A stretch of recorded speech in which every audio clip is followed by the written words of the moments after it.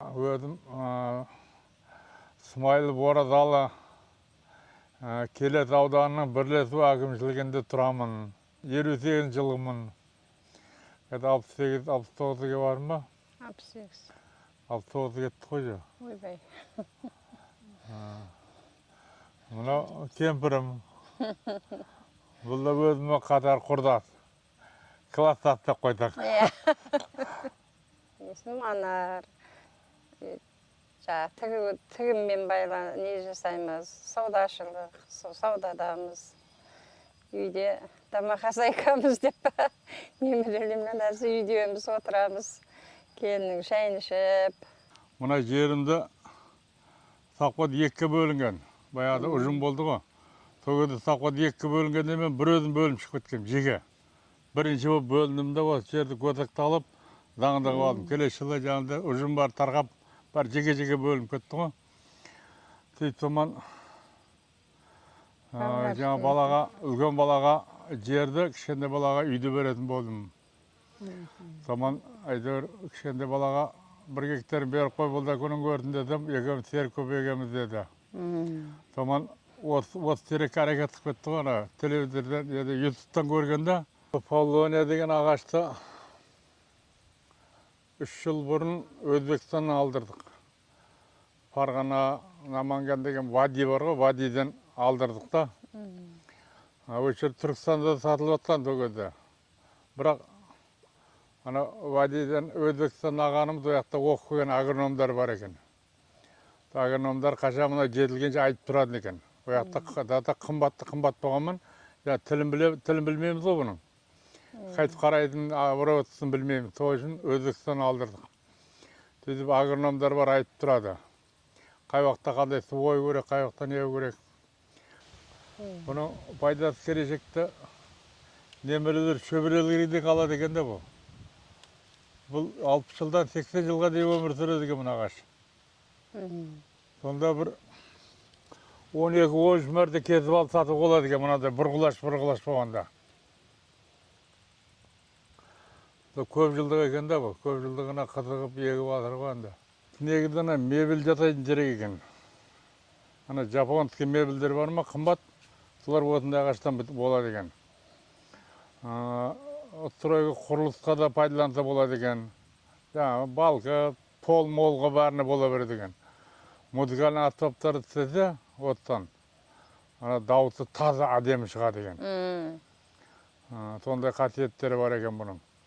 1200 кетеді екен. 1200 кетеді.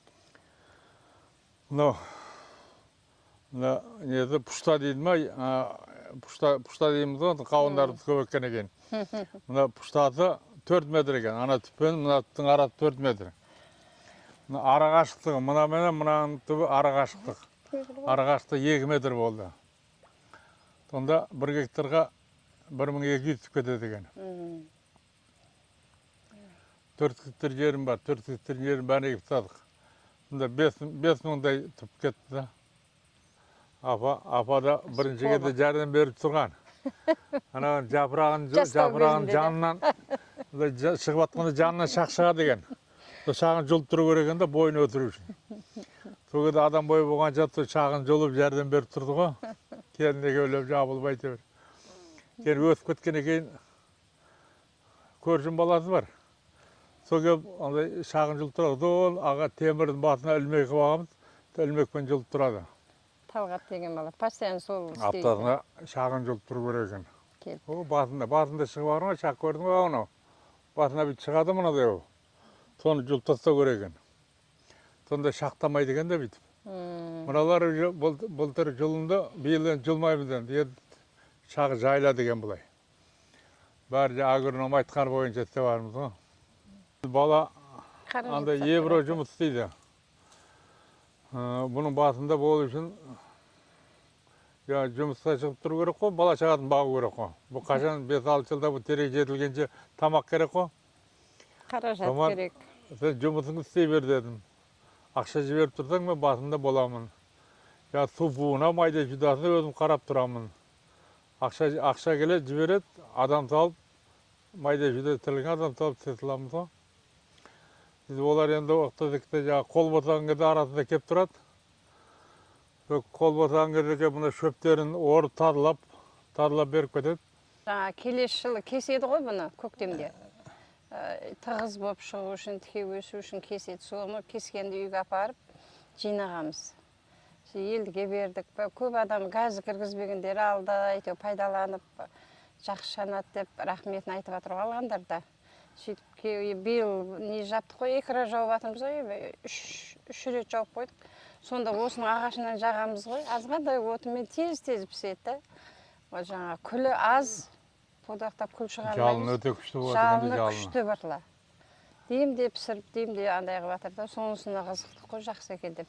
Үйге жағам деп газ кіргізбеген жас семьялар бар, алып жағып жатыр. Күзде мынаның жапырағы жерге түсіп жатты. Сәсет кетеді, атасымен кетеді, сүйсек қаптап алып барады екен де, малын байлайды екен де өгізін. Жақсы семіреді екен. Көршімнің сиыры бар, аты бар, шөп жинамаған. Оның жапырағын қысымын татып берді малына. Малы күйлі жақсы шықты. Ана үйінде қырғын шөп жинағандардың малынан көрі күйлі ананыкі.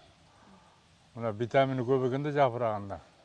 Мал темірді деген. Тез семіреді, майлы болады. Баққан малға берді, тез темірді деген. Ярмын болады осы әйтеуір. Немерелер, балдарамыз заман болып. Жаңағы осы немере шөберелерімізге, шөпшектерімізге, ата әжелерімізден қалған тал деп осылар рахатын көре берсін. Сондай қызықтарын. Талғада қолымыз тиіп бар, бізге де сауап тиіп тұрады. Бізге де сауап тиетін шығар. Сауап жазып тұрады. Атам апам ішінде жүріп еді дейді, естелік болады. Немерелер, шөберелер айта жүрер, атамыз ек кеткен екен деп айта жүрер.